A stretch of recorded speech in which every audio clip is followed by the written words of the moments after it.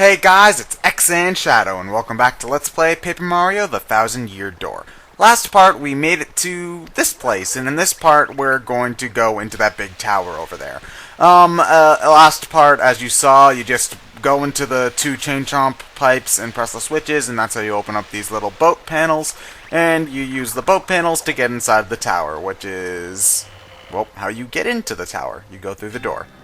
So anyway, I don't remember what this tower is called, but it's actually one of my favorite areas in the game. First off, that it's a puzzle tower, and I love puzzle towers, and second off, the music in this area is just awesome. So anyway, in order to figure out the puzzles, you look at the hint that's on the wall there. Look at the first line and the third line. The lines in the middle are part of a giant poem that is actually kind of creepy when you actually stop to read it, but you have to read it in a specific order for it to make sense. But the first line and the third line are the ones that you have to read in order to figure out all the puzzles. None of them are too hard, so you don't really have to worry about that, but they're creative and I really, really like them, so that's what I like about this dungeon a lot. So anyway, this one says 4 stones, twin stones, 2 are 1, 1 is 2. Interesting. Unlike Paper Mario 1, we can't break those red blocks, which actually threw me off at first. So just break that block there, and I guess we're gonna have to find out some other way to break those red blocks. The 4 stones, twin stones actually refers to another room, the one that's right above it. That room and the room on the first floor are connected, so we broke a granite block on the first floor, and as you can see, one of the blocks on the second floor is broken. They're connected, so if you break a block on the first floor, it'll break the corresponding block on the second floor, and so on and so forth. So now we should be able to hit the switch that's on the first floor, break the second granite block on the first floor, so that when we make our way back up to that floor, that room on the second floor, we'll just be able to hit that switch and get the key. You need to get every key in the room.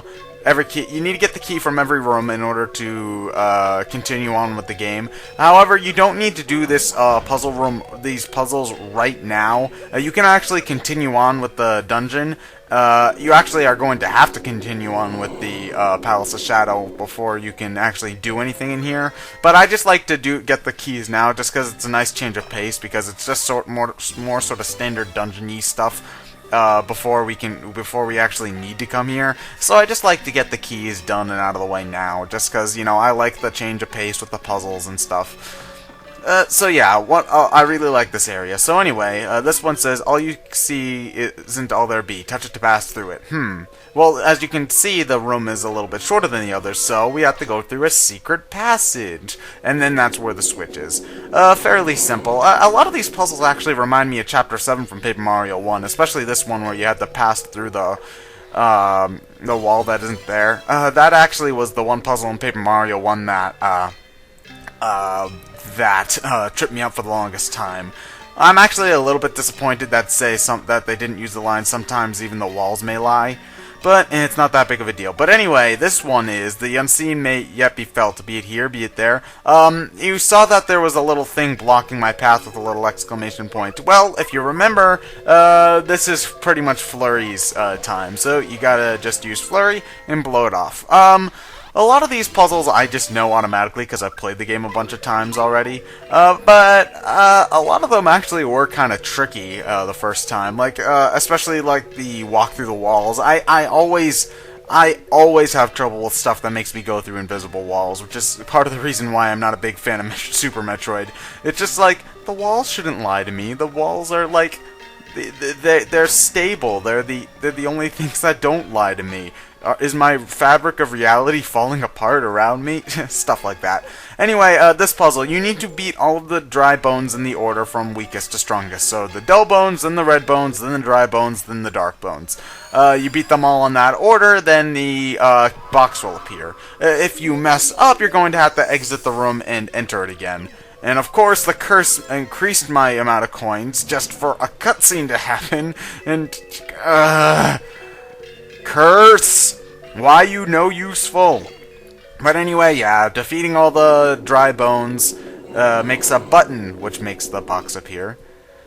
Doesn't that seem a little bit redundant, game? Couldn't just beating all 4 dry bones make the box appear? I mean, it seems like you're just trying to pad for an extra 3 seconds of game time there, and I don't know, I'm not too sure how I feel about that.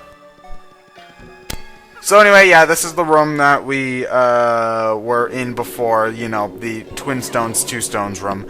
Just now that we've taken out the last granite block on the first floor, we can hit that switch. I could have gone gone up and gotten this right away anyway, but since I like to go in a circle, I just figured I'd go and get that. And anyway, yeah, we've gotten 6 of the puzzles solved. We only got 2 more. I do really enjoy this room, though. So anyway, straight onward. Destroy all in your path. So this is one where we actually need to use Bobbery. There's no crack in the wall, but you use him on the wall. There's no crack, but that wall is blow-upable. Explosive. That wall is explosive. No, actually, no, that's not right. If it were explosive, it would go kaboom.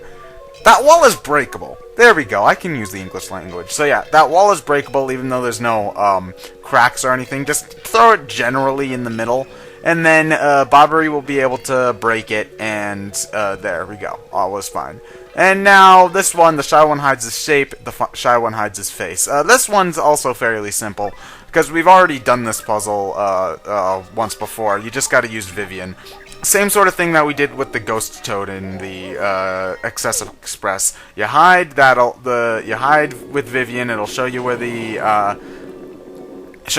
block is. You press the block, you get the chest. I understand that one needing the hiding that one, having to press the button for that one, because you know if you happen to hide where the chest spawns, you know that could cause glitches and stuff. But anyway, this is why we didn't really need to come here right away. Mario, look at that! It's a astronomy thingy that has a name but I don't know what it is. What is it?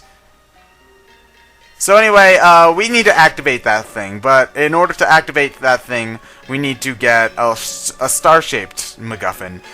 Basically what happens is once you get the star-shaped thingy, you use the 8 keys as well, and then you're able to activate that thing and continue on with the Palace of Shadow.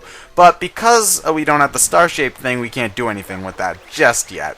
So yeah, it's actually probably faster to, actually, it is faster to just get the star-shaped thing and then do all the puzzles after you get it, but I liked mixing up the pace a little bit, especially since since I didn't go on the ground, I go all the way back there. Damn it. You know, this is awfully clear water for there to be a deadly chain chomp fish thing. I'm just saying. And how are those lanterns lit? There can't be electricity down here. Ugh. Anyway, I just like changing up the pace a little bit because the puzzle, because if we go right from the Palace of Shadow areas we were before to the Palace of Shadow area we're about to enter right now, there's not really a lot of puzzle elements. It's just sort of go through. So I like the change of pace that this area brings. But anyway, now we've got a whole bunch of boring straight rooms. Interesting. But however, we do have another new enemy. So these are Dark Wizards. This is pretty much the only area in the main game we're going to run into this type of enemy. I know you fight some stronger variations of these in the Pit of 100 Trials, but they did manage to throw out a new enemy type for the last dungeon, which I do appreciate. Because if there's one thing that kills my mood in a final dungeon is if we're just fighting old enemies that we've seen already. It's just sort of like, but this area actually does throw out some new enemies, so that's something that I like. Anyway, these guys are sort of a pain in the ass, honestly. They use all sorts of magic attacks, and that one actually had an item, which is annoying. But they've got there's 2 things that you really just need to watch out for. One is just that their attack power is actually pretty strong, so keep an eye out for that. And the second thing is, and we'll actually be seeing it in just a second, when its HP goes down to being low, it'll split into multiple copies, with a lot of them being fake and only one of them actually taking damage. The most cost-efficient way of figuring out which one is the real one is to just use Koops' Power Shell. I mean, you could use some of the other screen nukes you have, like Fiery Blitz or Bomb Blast or something like that, but honestly, Power Shell usually will kill them by that point. and it's just more cost efficient and a lot easier. And besides, Koops needs all the love he can get, because even though he's not the best party member, I still like having him there. Unlike a certain other thing I could be talking about. Cough, flurry, cough, cough. Anyway, thankfully the chain jumps are easy to avoid because they're stuck in one place like in the game. But yeah, we've got 3 long rooms to go through. Interesting. Kind of a boring long room though, don't you think? I mean, this is actually the main floor of the Palace of Shadow. We'll actually be going into the basement floors after we get the star-shaped thing, which is actually kind of interesting. So there's actually a reason why these rooms are long, which actually has something to do with a plot twist later on in the game. But anyway, you might want to save on that block there the first time you play. Just a heads up. Who are you? Huh? Wait, didn't we kill you? Wait, what? No one's disturbed me here in aeons. Who dares defile this sacred place? Hey, isn't that Hooktail? We totally beat it before. What's it doing back? What? You destroyed my precious younger sister? Hooktail was a girl? Quake in fear, mortals, for I am Gloomtale. I will avenge my sister by taking your lives and then gnawing on your bones. Okay, so yeah, this is Gloomtale, Hooktail's overly protective older brother. Wahaha, my first fresh meet in ages. Allow me to take my time and toy with you a while. So anyway, yeah, Gloomtale is our first mini-boss in the Palace of Shadow. Sweet. He's actually one of the harder Palace of Shadow bosses, I find, just because one of his attacks does a shit ton of damage, and he also has a lot of he's got a decent amount of HP, and his normal attacks aren't really slouching either. But, yeah, this is Gloomtale, Hooktail's older brother. If you talk to one of the people in Rogueport, you actually find out that there's another dragon, which is actually a bonus boss. So, yeah, this isn't the last of the Dragon Tales, whatever. Oh my god, Dragon Tales. That was a show I used to watch when I was little. Anyway, rather than me being sidetracked, Gloomtale, the same sort of strategies that you used on Hooktail still apply. However, Gloomtale, no matter what you do, doesn't have any sort of bullshit cricket phobia. You just gotta pretty much just go all out. I wouldn't recommend throwing Caution completely into the wind, because his attacks do a ton of damage. Stuff like Power Lift would probably be a good idea here, mostly just because his attacks do a lot of damage. And being able to tank would probably really help. So party members like Bobbery are a good use here, because as you see, I'm throwing out my sort of weaker party members out at first, and they're taking a lot of damage just from his normal attacks, like a good third or so of their damage. But,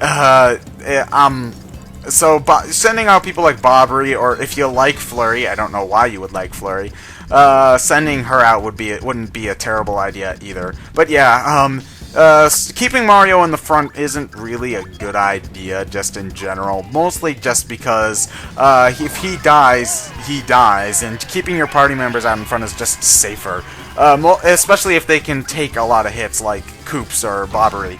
Actually, Koops probably wouldn't be the best choice, just because his HP isn't too high. Gwaha-ah! You are tough meat, my little morsels, but how will you fare against this? Oh shit, oh shit, oh shit, oh shit, oh shit. Ow! 10 damage, that hurt. Anyway, I tried using Bomb Squad, but it only did 1 damage each, so it was kind of a waste. Anyway, I think we're gonna try Sweet Feast, that might help. Sweet Feast, it's not really, I wouldn't actually recommend it that much if you're, like, at critical HP like I am and you need to get back up to full. It's a good idea if you need to restore some flower points and some heart points if you're sort of in the mid-range and you've got the special points bar to spare. Like, I only raised up 15, so that'll keep me safe for maybe, like, another 2 turns. But, ooh, honey syrup. Nice. Just use your high-powered attacks, but remember to at least kinda stay conservative. You don't want to die to Gloomtale, even though there is a save point right there, but still. Yeah, I'm thinking, what's a good idea? So anyway, for some reason I use Fiery Jinx. Oh, wait, I use Shade Fist. Never mind. I don't know why I thought I was going to use Fiery Jinx. Maybe that's just because that's my default choice with the Vivian. Oh, and I managed to do the stylish command for Fiery Jinx. I've never really been good at that. Yeah, but it's just his damage output's so high, especially when, you know, even guarding doesn't really deplete that much, doesn't really protect you all that much. And I don't really think you can super guard the breath attack all that effectively, so, other strategies. I guess if you have the luck boosting equipment, that might not be a bad idea. Bob-omb Blast, just in general, does more damage, so that's why I did it, even though it's a grievous misuse of FP. I would never be able to show my face again if I was bested by you whelps. So I will show you the true extent of my power. Holy shit, he charged up for Mega Breath. Mega Breath is actually one of the strongest moves in the entire game. If it hits you, it can do 16 damage, no joke. So, whenever he charges up, just like any other, just like anybody else in the game, you want to switch to Vivian, and fast. I actually have that boost sheet with me, and while I wouldn't necessarily not recommend... Actually, I'm going to end up using the boost sheet for Mario, but I wouldn't recommend only using boost sheets just because it'll only make one of your party members transparent, and then but still your party member will get hurt by the Mega Breath, which isn't good. Ow! I'm down to 5 again. Shit. Am I gonna be able to deal 20 damage in one attack? I'm not exactly confident about that.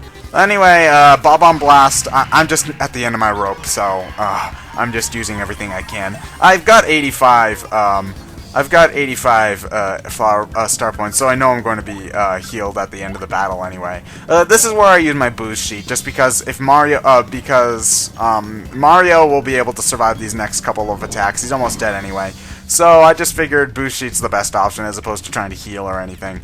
The boost sheet probably wouldn't be that useful on any of the upcoming fights, so I just figured use it now while I've got the chance. But anyway, Gloomtale, actually kind of hard. Not the hardest boss in the Palace of Shadow, so they do get tougher from here. But he's still pretty tough, so keep an eye out for him. He's not a pushover, I'll say that. He's definitely a lot harder than Hooktail was. I think even if you tried to fight Hooktail without the cricket badge, you'd still be harder. But yeah, just a few oh god damn it, Fog! Why do you keep doing that? But yeah, just after a few turns, you should be able to take him out. No, is it true? Can I expire? You know, it's kinda cheap that they recolored a boss, but at least they recolored, like, a main boss and not some sort of, like, lame enemy and then made that a boss. And Gloomtale is one of the harder fights, so I forgive the sort of recolored nature of it just because it's epic and it's difficult, and it's actually sort of a fan-favorite boss that we haven't seen since the very beginning of the game. Though it is sort of grievous how they misuse this animation coming up right here. It's the same exact animation that they used when Koops' dad was coming out of Gloomtale's mouth. But anyway, if you blow up a wall to the right, you can actually find an Ultra Shroom and a Jam and Jelly, which I missed. But anyway, this is the star key, which we needed to get through the rest of that tower. So anyway, next time, we're going to be going to the tower, using those keys, and continuing on with the game. I'm ExandShadow, and I'll see you guys later.